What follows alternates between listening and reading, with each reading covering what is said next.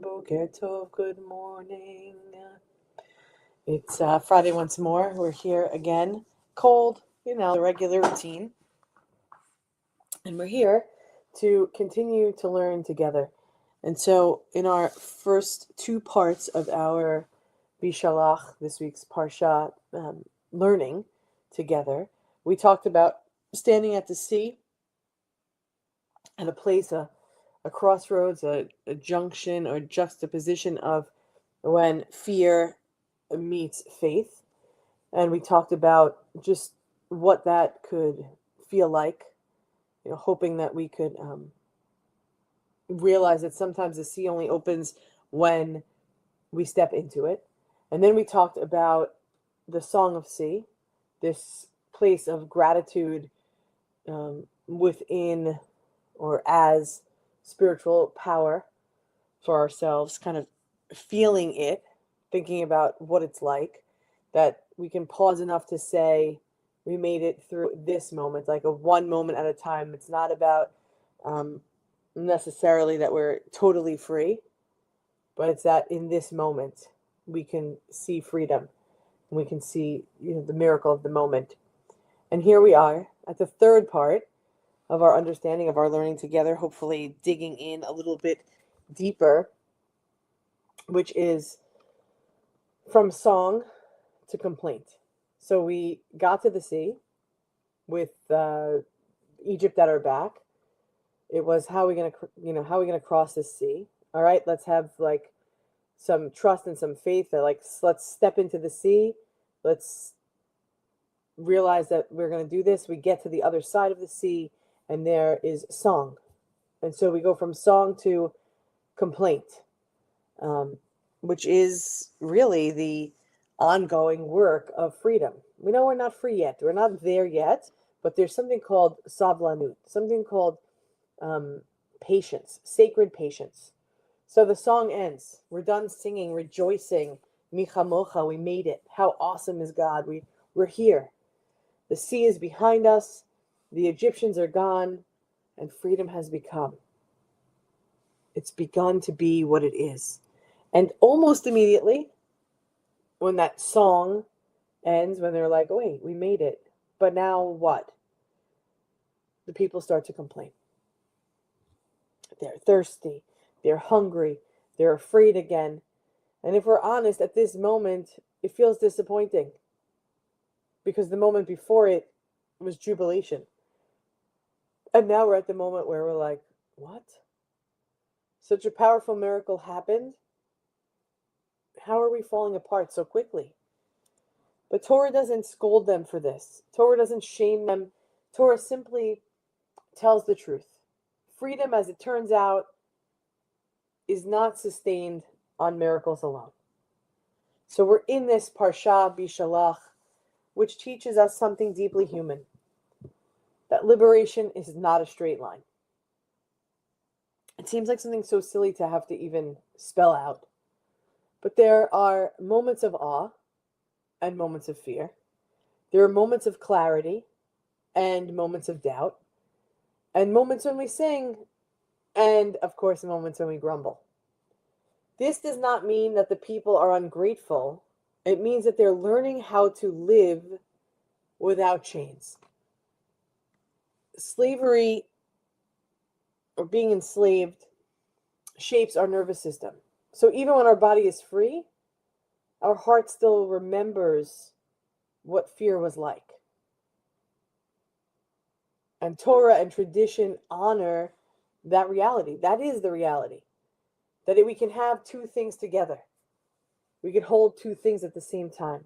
When the people cry out for water, God doesn't say, did you already forget about the miracle that I just made you a free people? I got you through the sea.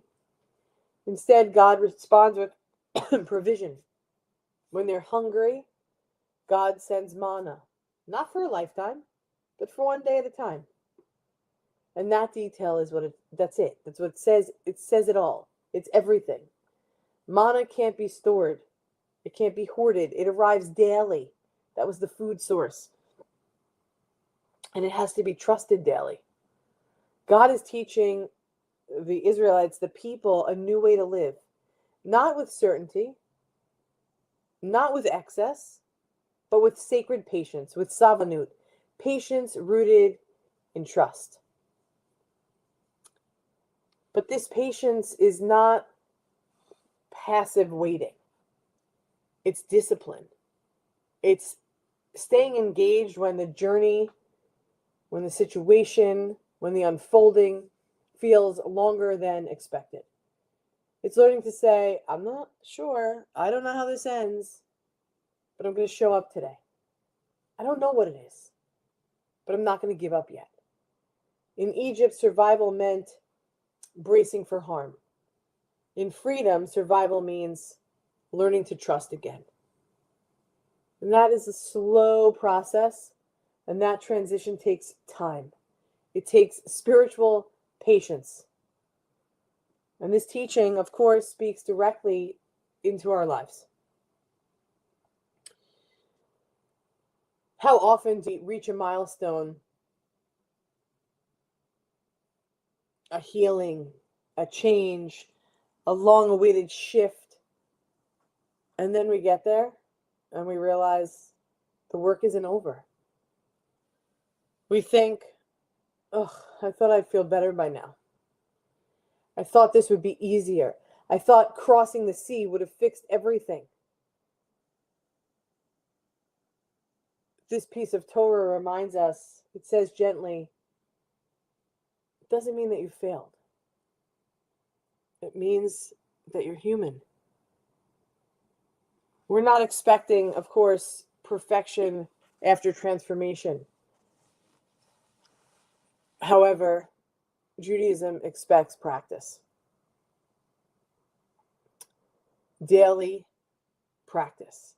Daily nourishment. Daily trust.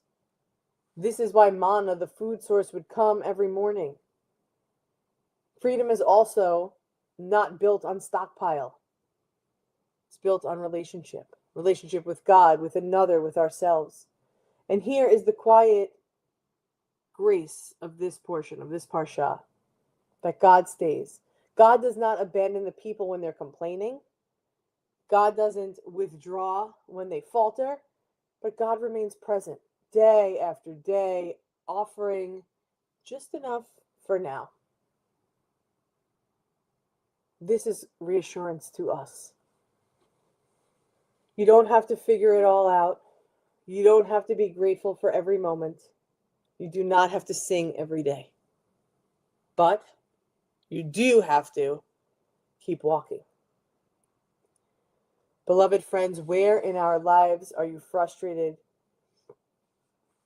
that a journey is taking longer than expected? What would it mean if just for today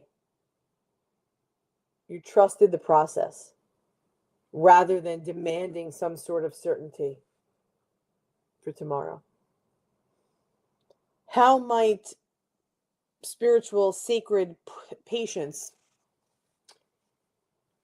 help us meet ourselves and others with more compassion? After learning 3 different parts of this portion, we've been taught that freedom is not a destination. It's a practice. It's a practice of patience. It's a practice of trust. It's a practice of showing up again and again. We pray that this week reminds us that even when the song fades, the journey continues. And most importantly, we're not walking it alone. For we are one human family, one heart of abundant love. We love you. We look forward to seeing you tonight, where we'll pray for healing. We'll remember those that are no longer with us as an opportunity to pray Misha Berach, to recite Kadisha Tov, the Mourner's Kaddish, and to lift up tradition and to remind ourselves that we're on this journey together and never do we walk it alone. Am Yisrael, Am Yisrael, Am Yisrael Chai. Am Yisrael, Am Yisrael, Am Yisrael Chai. Am Yisrael, Am Yisrael, Am Yisrael Chai. Am Yisrael, Am Yisrael, Am Yisrael Chai.